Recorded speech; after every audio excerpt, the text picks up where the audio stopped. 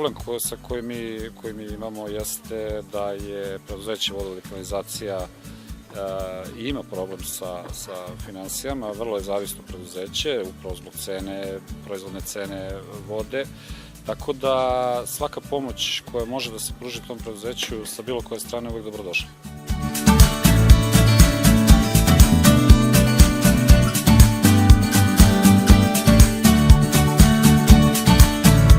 Zajedničkim naporima danas ćemo renovirati i osvežiti postrojenje crpne fekalne stanice koje je znatno oštećeno u poplavama 2014. godine.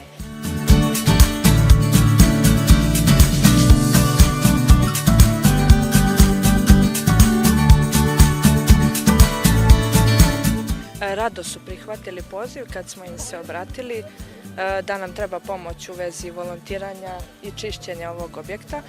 Interesovali su se o čemu se radi i baš danas kad su došli pitali su šta se ovde desilo.